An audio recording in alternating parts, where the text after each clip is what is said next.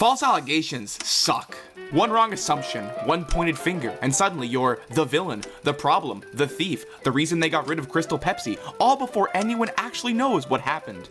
By the ripe old year of 2008, good old Barney and friends has already burned through pretty much every special lesson you can think of. Sharing, telling the truth, not pooping on the floor. So at that point, the only place left to go was the messy stuff. What happens when someone innocent gets accused of a horrific injustice?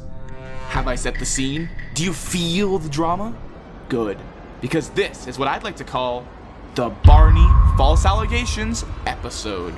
Welcome to the Barney Desk.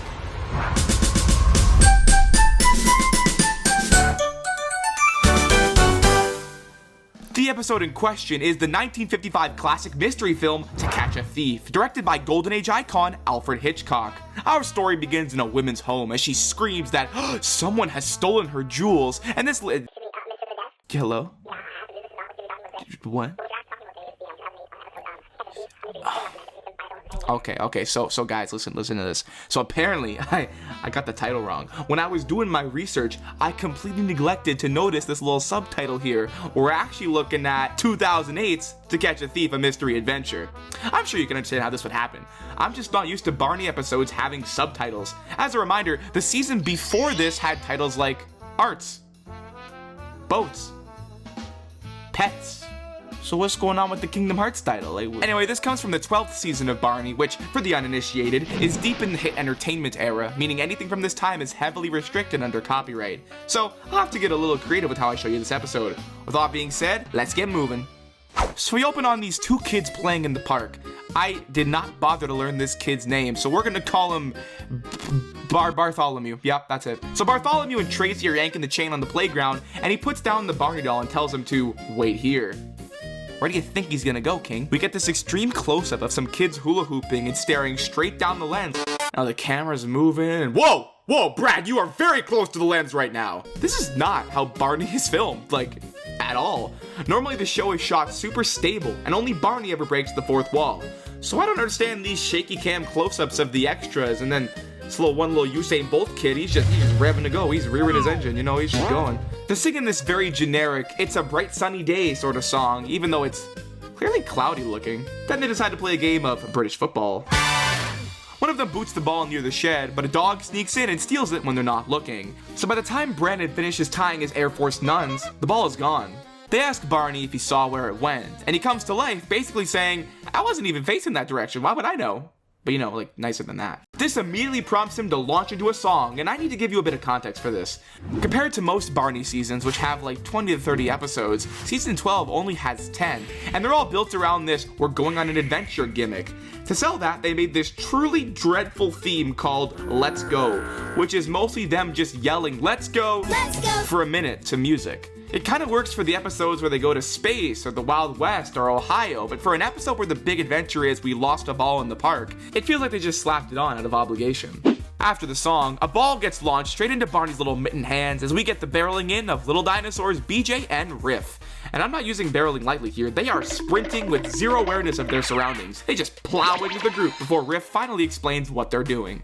We're playing ball. The human kids explained to the reptile kids that they were playing ball too, but theirs just mysteriously vanished. The polite King BJ offers to let them join their game, and we launch into a song all about different kinds of balls. Some big, some small, some blue, some not. We are absolutely coming back to this later. They keep trying new games, and within 5 minutes, we've had a soccer ball vanish by the pond, and then BJ somehow smacking a tetherball so hard, it literally snaps off the rope and rockets across the entire playground. At this point, I have questions.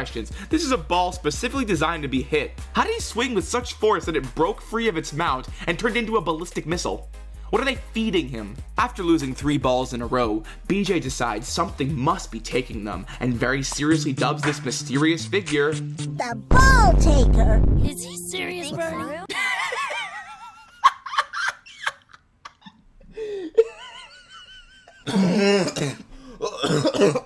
Barney gently says that we don't really know what's going on yet and maybe don't jump to conclusions. BJ hears this and immediately jumps to conclusions. He announces that he knows just the person for the job and sprints towards the caboose like a linebacker. Once again, there's so much chaotic movement in this episode. Barney follows him inside and we get a big red subscribe button, which, by the way, you should absolutely click and join the Deskies, our little community here. We make a lot of videos covering the entire cultural chaos that is the Barney franchise. So if that sounds like your thing, hit subscribe before I come into your house and steal your balls. As Barney walks into the caboose, the dinosaur formerly known as BJ has vanished and been replaced by Detective Beau. One more time for those who are listening. Beau. And what's this? Aha! Just what I've been looking for. Barney's crotch? Why are you aiming it down there? Beau says he needs a helper, and Barnington happily signs up. Is everything okay? Well, I lost my magnifying glass. BJ. Huh? Oh. I'm gonna take a leap of faith in you here, Beej. I'm gonna let you cook. Don't disappoint me. Now I'm going to find those missing balls. Now would be a great time to mention how many times this episode says balls. It'd be immature of me to laugh every time they say it. So here's a quick montage instead. I wonder what could be happening to those balls. It's like all the balls are disappearing. A ball taker. Another ball is missing. Ball taker. Oh, somebody or something who's taking all the balls in the park. All the balls will be gone. Those missing balls. Ball takers. Balls. They launch into the song People Helping Other People, with the first verse rewritten to be about detectives. This version is like, kinda slaps. The little funky little beat I was watching with a stank face. But then, Riff bursts in like he's auditioning for daytime TV, and he really wants that Emmy. Oh, Barney, BJ, you're not going to believe it. We were playing basketball and it disappeared, just like the others. Yes, they even bring back the dramatic organ from the soap opera episode. Click to the top right if you haven't seen our breakdown of that fever dream. Beau bolts out of the caboose and tells Barney to make haste, old man. From here on out, he treats every place a ball went missing like a full crime scene, constantly reassuring everyone not to worry because he is on the case. It's actually a really cute episode for BJ. He gets to strut around in his little detective outfit with this wise voice he puts on. He's fully committed to the bit. I love when they give the dinosaurs a specific role to play. Except Barney, because y'all know he's doing nothing to be helpful in this era. Eventually, BJ reveals his prime suspect is a ladybug. You think the bug took the balls? This is easily the sassiest Riff has ever been. I don't know what they put in his coffee this morning, but man, he is just going. This curly-haired kid runs up and tells them another ball is missing and explains what happened. And BJ just shoves Barney and Riff out of the way to inspect the scene. Zero respect for personal space anywhere in this episode. Impolite. Beau finally announced he's cracked the case. The ball taker was this bush. Riff tells him not to quit his day job, and Tracy finally speaks after several minutes of being an NPC. She pulls out some animal fur as evidence. It's clearly not the same color as the dog, but sure, let it slide. Give her something to do. Frustrated, BJ storms off to hunt for the ball taker on his own. Barney checks in and BJ admits he's insecure about not being able to help his friends. And Barney basically tells him, in as few words as possible, to just keep thinking. That prompts the Protoceratops to launch into the song, Thinkity Think. This genuinely surprised me the first time because this is undeniably a Riff song. The lyrics are all about how if you see and believe what you feel, you can make it into reality. It's written like a Riff song, and it even uses his catchphrase, Thinkity Think. Riff is usually the only person to sing this song. It's weird hearing it come out of BJ's mouth, but the shot of him brooding on the idea bench is just so majestic, so I'll allow it. Inspired, BJ sets up a trap to catch the ball taker. He leaves a ball sitting out in plain sight and rigs a net to drop on whoever grabs it. This is a very flawed plan, but sure, let's roll with it. Side note, the underscore here is actually BJ's song, which is really sweet to hear again after the song disappeared in the late 90s. My invention will catch him. Or her. Or it. You're a little confused, but he got the spirit. Cut to later, and we see that the trap has actually caught the ball taker under the net. I'm gonna blur out who it is, because the episode makes it a little obvious, but I want you to genuinely guess who's under here. Is it Tracy? Bryce? The curly-haired kid? The running kid? The hula hoop kids? Barney? BJ? Riff? Or the dog? Go down to the comments and place your bets right now. I'll give you 5 seconds. 5, 4, 3, 2, 1. Riff? Riff starts to explain why he got caught under the tarp, but BJ doesn't want to hear any of it. Oh, I can't believe it. Riff, my own cousin, my own best friend, the ball taker. That is going on Riff's gravestone, man. Barney asks if there was something Riff wanted to say, and Riff explains that he saw the ball and was trying to put it away so it wouldn't get stolen, before angrily declaring that a blanket fell on him. And for probably the only time in the entire show, Riff isn't just hurt, he's actually mad. Oh. Can't believe you thought it was me. Oh. I don't have to take shit from some fool. This reads so much like that Diary of a Wimpy Kid scene. Don't call me. Don't come by my house. We're done. And what kills me is that of all people to accuse, BJ picks the guy who was literally standing beside him every single time a ball went missing. It is physically impossible for it to have been Riff. BJ starts spiraling in guilt, and suddenly, we hear it. The guitar. It's the Big Mistake song from Pistachio. We are eating so good tonight, Deskies and Gentle Deskies. For the uninitiated, What a Big Mistake is this bossa nova apology song from the infamous Pistachio episode, where Barney develops a nut addiction.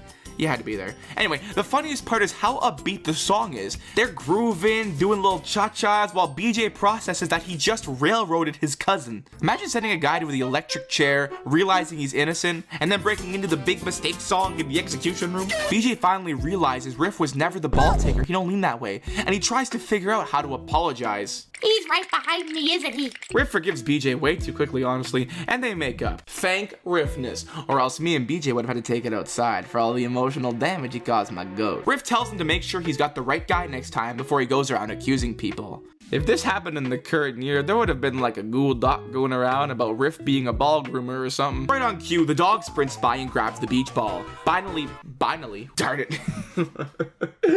Barney finally points out the real culprit, and they follow him to discover all the missing balls just obviously piled under the caboose. You're telling me that in 20 straight minutes of searching, nobody thought to look there?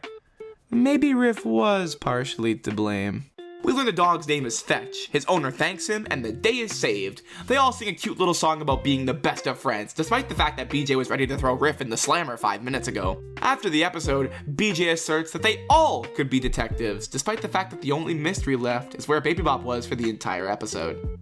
Hopefully suffering. The kids run home, the dinos get nano snapped, and they leave Barney alone in the park to sing I Love You directly to the audience. I've always found this version weird. The whole communal message of the song is kind of lost when it's just Barney standing there. Also, where did everyone else in the park go? Is it closed? Is Barney trespassing? We'll never know, because we cut to a highlight reel of the episode during the second verse, and end on the Barney doll back in toy form. Despite the fact that the vocals are still going and his mouth isn't moving to them, I bet Hit Entertainment lost sleep on that one, I just can't prove it. And that was To Catch a Thief, A Mystery Adventure, Dream Drop Distance, Final Mix HD, Remind 2.8 Prologue Chapter Jeux, Fragmentary Passage. The humor in this one is honestly really on point. Riff is so aggro and sassy the entire episode that I couldn't even show you every moment without it turning into a compilation. And BJ is genuinely adorable as this overconfident little detective who is widely out of his depth. As a full-on false allegations episode, it actually handles the topic better than you'd expect.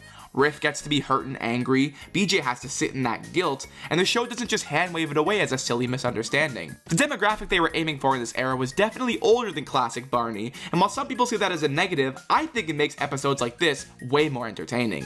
It lets them go for weirder, more specific concepts, and whether that's interesting good or interesting bad, I'll let you decide. If you haven't seen the first video in this little mini The Blank Barney episode series, go check that out in the top right. And before you click away, I want to know whose side you're on. If you thought BJ was right, comment BJ Bros. But if you're riding with Riff on this one, drop a Riff Nation in the comments. Quick little side note, major announcement before I wrap this up. I'm finally launching BarneyDesk channel memberships. If you've ever finished one of these videos and thought, man, I want to watch more of this, well, this is basically what this is. There are 2 Desky tiers, Gold and Platinum. You can get things like exclusive members-only videos, early access to regular uploads, your name in the credits, behind-the-scenes releases, members-only polls that help decide what I make next, access to Desk Dynasty, the official Barney Desk Discord, exclusive custom high-quality wallpapers, evolving badges, custom emojis, access to some of the assets that I use, and more as we keep progressing. I made a short video that explains everything properly, so if you're curious, just click the join button under this video and you'll see it there. I really wanted a way to give you guys more, to actually connect with you, and to give you all a way to support me if you like my videos. No pressure at all, the main channel stays free, but if you want to go deeper and be a founding Deskie and get all this extra content, then click that button and I'll be seeing you around. I've been the Barney Desk, and thanks for watching.